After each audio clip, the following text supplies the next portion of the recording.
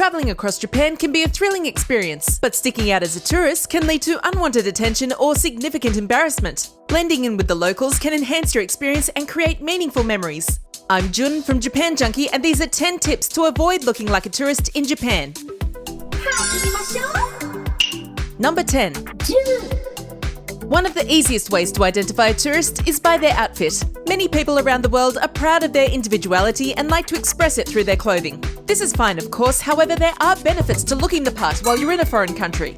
Japan is not particularly informal, so clothes that are too casual will be noticed. Even if you plan on walking all day, swap athleisure such as leggings and tank tops for a more comfortable t-shirt with pants. Shorts on both men and women aren't common except at the peak of summer. Flip-flops or thongs are called bichi sandaru in Japanese because they belong at the beach only, so it's best to leave them at home unless you plan on swimming. During the warmer months, dress in flowing cuts and cotton materials.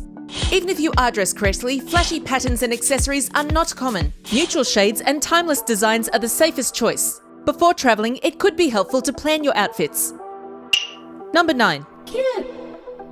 Shoe etiquette is a big deal in Japan. Not knowing certain tips and rules can turn the heads of everyone in the room. Shoes, you are shoes. It's fairly well known that you'll need to remove your shoes before entering a Japanese household. 何やってんの? But there are other situations where you'll need to be ready. Tatami floors are common across the country in hotels and restaurants. If you see this woven straw mat, you can be confident that it's a shoe-free zone as the materials wear out easily. The same goes for fitting rooms, and some stores like Zara may provide heels for you to wear while you're trying on outfits. You may see slippers outside of bathrooms, in which case you would take your shoes off, use the provided footwear and change back as soon as you're finished. If you are not sure whether to take your shoes off, there are a few hints to look out for. If you see a lot of shoes at the entrance, if other people are only wearing socks, or when there is an obvious transition in the flooring. Even if you get the timing right, plenty of foreigners have still been caught out by wearing the most embarrassing socks possible. When you're traveling around the country, make sure your socks are presentable. It will also help if you wear shoes that you can comfortably take off and put on again throughout the day. Number 8. While you're not expected to learn the entire language when you visit Japan, there are a few things that will make you stand out as a tourist. Many Japanese locals do speak English, but they are not comfortable using it. Don't expect people to be able to understand English. The only language of Japan is Japanese. Nothing makes someone appear more like a tourist than demanding English menus at a restaurant or an interpreter at the front desk of every hotel. And you all better start talking in a manner that I can understand. Learning just a few key phrases can make a big difference to your experience. 3 words that will get you through most of the day are konnichiwa, sumimasen, and arigatou. If you want to be able to communicate with everyone, simply learn this phrase. Google 翻訳を使いましょうか? Shall we use Google Translate? Number 7. It might seem strange that certain scents can mark you as a tourist. However, it's an important topic to consider. In Europe, a brand usually allocates around 50% of a store's real estate to perfume.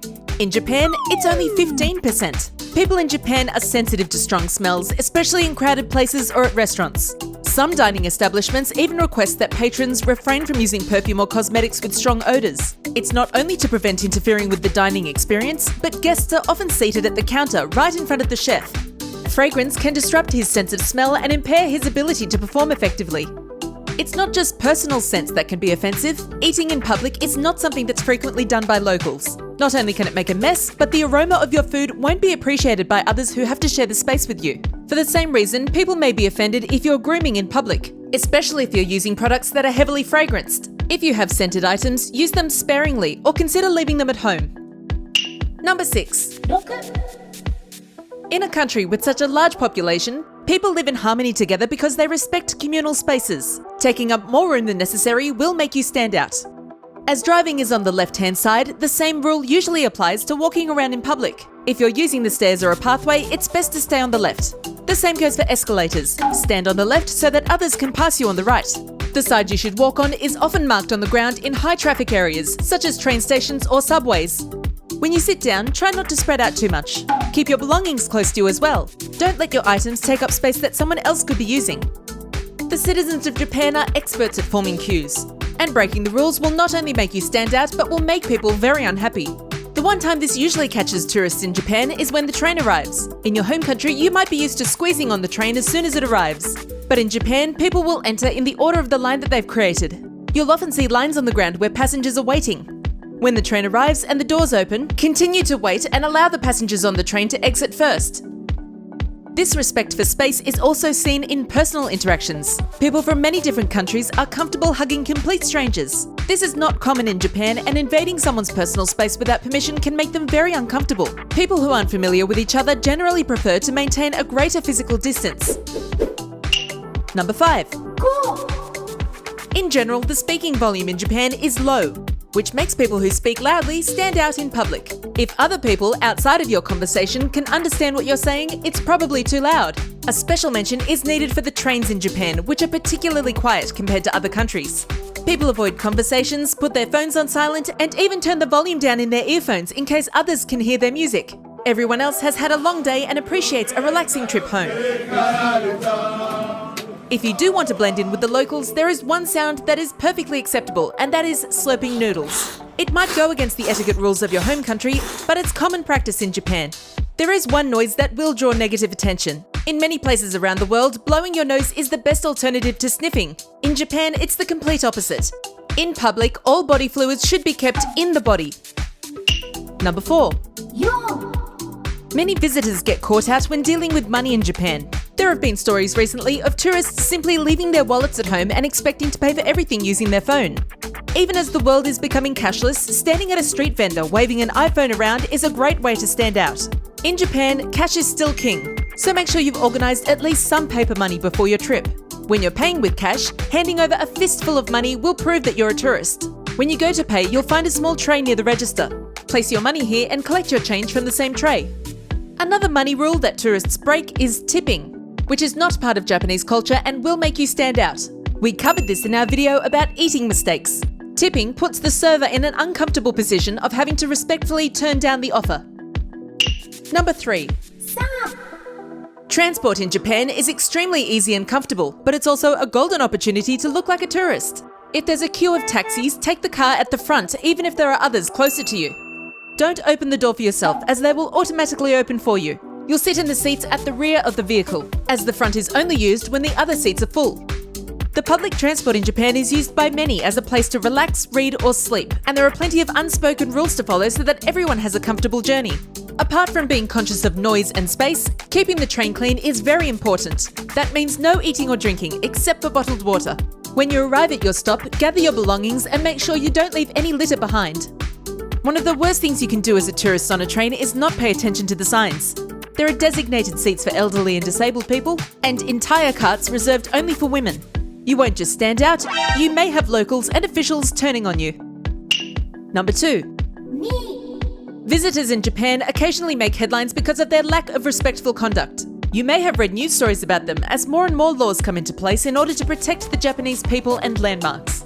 Firstly, even if you're within your rights to take a photo, many people will not appreciate having their picture taken. This has become a legal issue in Kyoto, where some streets have banned photography altogether. While we're in Kyoto, we can discuss the treatment of geisha.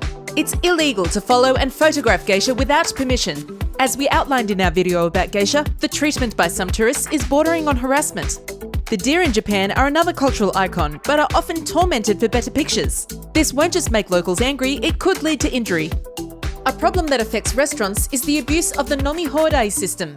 This means all you can drink, but it's not meant to be a challenge to see how much you can actually drink. Many all-you-can-eat and drink venues have started banning tourists, as it's very different from their home country, where the gimmick is often to eat and drink as much as one possibly can. Number 1. Standing out as a tourist can be embarrassing, but breaking the law can have serious consequences. It's best to know the local laws to avoid any unwanted attention from police. One of the more common offences that catches tourists off guard is jaywalking. It's illegal in Japan, and pedestrians are expected to wait for the signal to cross the street, even if it's midnight and there are no cars around. Well, this much crossing, right? Everyone's waiting. Drinking in public is not illegal, but being visibly drunk and causing a disturbance in public places is against the law. Police may intervene if they believe someone's behaviour is disruptive. Another common offence is vandalism, but this doesn't just mean graffiti on public property. Environmental vandalism is growing in the country, from people stealing small rocks to take home with them to writing on trees. This picture shows names carved into the bamboo, with this single shoot in the middle growing during the pandemic when there were no tourists around. The Tottori sand dunes on the coastline of Japan have had a dramatic rise in sand graffiti, with 3,000 incidents in the past decade. The tourist who wrote "Happy Birthday Natalie" was ordered to erase the 25-metre message. Unfortunately, locals and volunteers are usually the ones left to clean up after visitors. Even though you are a traveller in Japan, there's no need to be labelled as a bad tourist. These rules are mostly common sense. Treat people and places with respect and you'll blend in and be rewarded with a fulfilling experience. Thank you for staying all the way to the end. You can leave a comment with any suggestions you have for future videos. And don't forget to subscribe if you haven't already. Thanks so much for watching, and I'll see you next time. ありがとう